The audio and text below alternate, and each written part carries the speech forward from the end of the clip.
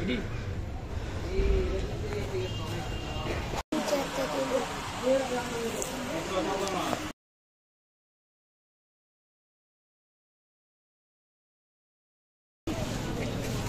আলাইকুম।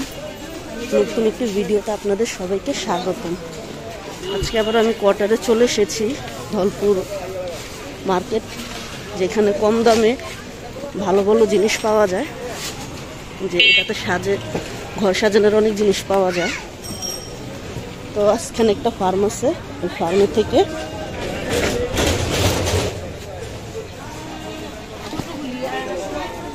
প্রত্যেক দিনই এখানে বসে অনেক কিছু নেই, মাঝে মাঝে খুব কম দামে ভালো জিনিস পাওয়া যায়। এখন আমি দুধ নেব, দুধ নিয়ে বাসায় যে 2-3 রকমের রুটি বানাবো, সেটার ভিডিও আপনাদের সাথে শেয়ার করব। এখন মাগরিব আসরের আজান দিয়ে দিয়েছে। আমি একাই এসেছি আজকে, সাথে এই যে হামজা আর আমি। দুধ কিনবো, দুধ কিনে বাসায় চলে যাব। যে এখানে মেলার মতো বসেছে, বিভিন্ন রকমের 99, আরো অনেক কিছুই পাওয়া যায়। 99-এর জিনিস আছে এখানে। এই জায়গাটা এখন অনেক উন্নত হয়ে গিয়েছে না, অনেক কিছুই পাওয়া যায়। মেলাতে যেরকম 3 পিস বসে, যেখানে 3 পিসের দোকান, সামনে খেলার জন্য নৌকানে কি জানি আছে, যে দেখাবো। হ্যাঁ, খেলনা আছে। এই যেগুলো খালি, এগুলো তো বসবে, সম্পূর্ণ মেলার মতো হবে আর কি। আর এটা সবসময় থাকবে। ও ট্রেন আছে,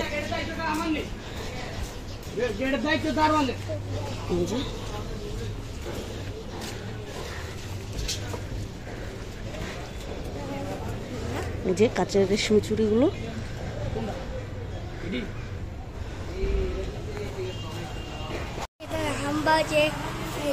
দুধ পেয়েছে, এটা ভিতরে বাচ্চা আছে, আমার বাচ্চা আছে, দেখাবো যে অনেক তরু আছে।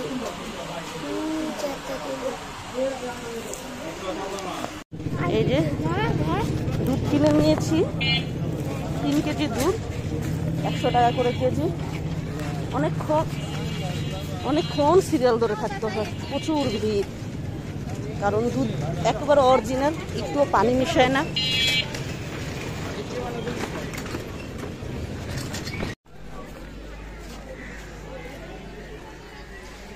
এই জায়গায় কিসে যেন কনস্ট্রাকশনের কাজ চলছে। একটা রাস্তা ছিল, আপাতত বন্ধ। আর দেখেন পানি কত উপরে উঠে গিয়েছে, অনেক পানি। ভালোই লাগে এদিকে আসলে।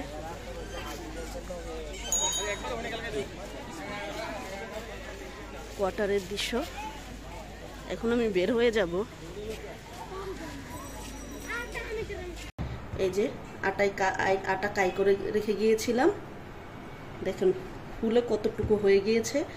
ইস্ট দেওয়ার কারণে এটা এরকম ফুলে গিয়েছে। বাবলগুলো সব বের হয়ে যাচ্ছে।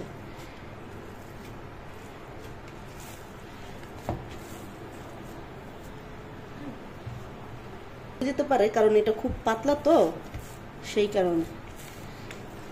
এটা আমি হালকা কুসুম গরম পানি দিয়ে চিনি, ইস্ট, লবণ আর ময়দা দিয়ে করেছি। এখন এটা দিয়ে আমি রুটি বানাবো। এই যে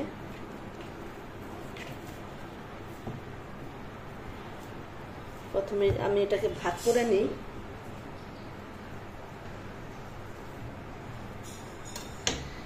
এইভাবে আটা করলে সুন্দর হয়, কাইটা ঠিক থাকে।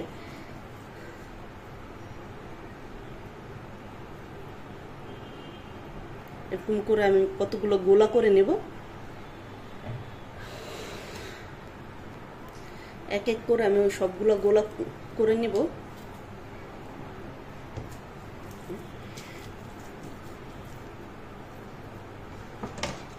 আমি এটা দিয়ে একেবারে 2-3টা রেসিপি বানিয়ে ফেলবো।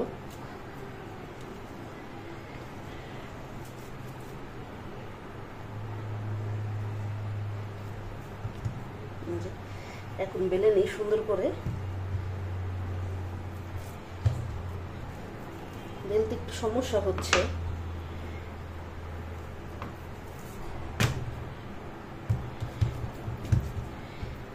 খোলা হয়ে গিয়েছে, এখন আমি এটা ডিজাইন করে নেব।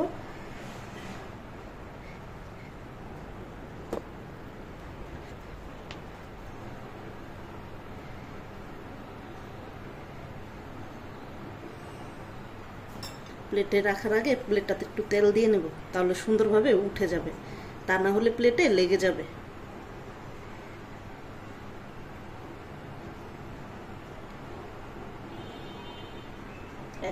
এখন এক এক করে সবগুলো বানিয়ে নেব,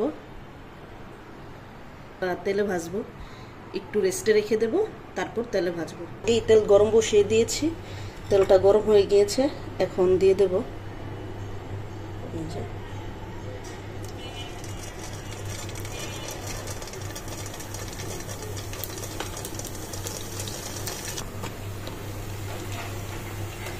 সবগুলো দিয়ে দিয়েছি।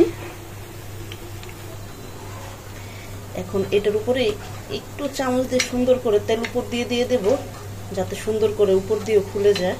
আর জালটা কিন্তু আমি হালকা মিডিয়াম জালে রেখে দিয়েছি, আস্তে আস্তে হতে থাকবে। এই যে হয়ে গিয়েছে, এখন এক এক করে সবগুলো নামিয়ে নেব।